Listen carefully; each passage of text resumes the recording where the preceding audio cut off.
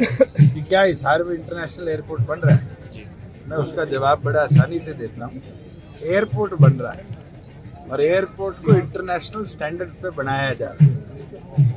1.5 साल में उसका रनवे का निर्माण कार्य 99% पूरा हो चुका और मार्च के तक हमारा टारगेट है कि रनवे लाइट्स बने। इंटरनेशनल एयरपोर्ट कब बनेगा?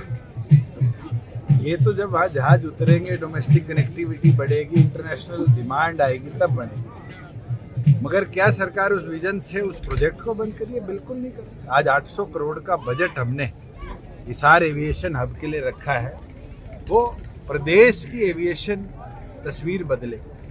आज तो हरियाणा के पास खुद का एयरपोर्ट भी नहीं था। चंडीगढ़ हमारी जॉइंट कैपिटल है, उसके अंदर हमारी राजधानी का एयरपोर्ट हम यूज करते हैं। पहला एयरपोर्ट बन रहा है और हिंदुस्तान का नहीं, मुझे लगता है कि बड़े बड़े देशों का मिला के one of the largest airport बन रहा है, जिसकी कुल एरिया साइज जो है वो 7300 एकड़ जमीन है।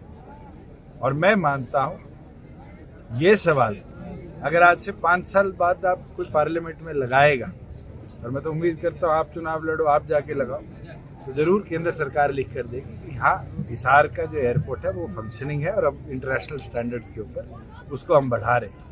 आईजीआई एयरपोर्ट बनने के बाद कम से कम 10 साल लगे थे उसके अंदर फ्लाइट कनेक्टिविटी को और बेहतर करने। बहुत से ऐसे एयरपोर्ट्स हैं जो बने हुए 5-5, 7-7 साल हो गए, आज तक उसमें कोई जहाज नहीं उतरा। आज हमारा आगरा का एयरपोर्ट जो है उस पर इंटरनेशनल एयरपोर्ट लिखा जाता है, केवल मात्र 1 फ्लाइट आती है। चंडीगढ़ का एयरपोर्ट है, हफ्ते में 6 फ्लाइट्स आती है। चंडीगढ़ की कनेक्टिविटी से भी बेटर कनेक्टिविटी दिल्ली को भी, नॉर्थ इंडिया को भी हिसार की है। नए नेशनल हाईवे आ रहे हैं। मैं मानता हूं कि अमृतसर से लेकर जयपुर तक जितना ही हमारा बीच का सर्कल है, इन सब के पैसेंजरों का भविष्य का कोई एयरपोर्ट होगा तो हिसार एयरपोर्ट होगा।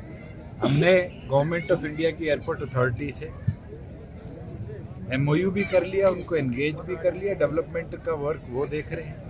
और अब NSIDC जो गवर्नमेंट ऑफ इंडिया की PSU है, उसके साथ टाई अप कर 1300 एकड़ में जो हमने मैन्युफैक्चरिंग क्लस्टर का फेज 1 बनाना है, उसका कार्य भी जल्द शुरू कर देंगे, जिसके अंदर हरियाणा की इक्विटी 50% रहेगी और गवर्नमेंट ऑफ इंडिया की इक्विटी 50% रहेगी। और मैं मानता हूँ कि जैसे गुजरात में गिफ्ट सिटी डेवलप हुई, ये हमारा मैन्युफैक्चरिंग क्लस्टर उससे भी ज़्यादा इस क्षेत्र को विकास लाने का।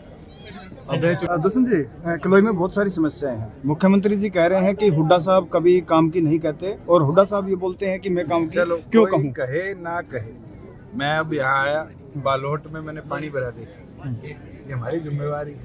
पुरानी गलतियों से लोगों को तो पछताना नहीं पड़ेगा। मैंने इमीडिएटली कहा भी है और अगली ग्रीवेंस में उसमें जो दोषी है उसके खिलाफ कार्रवाई भी करेंगे कि पानी आज के दिन क्यों नेशनल हाईवे पे खड़ा है।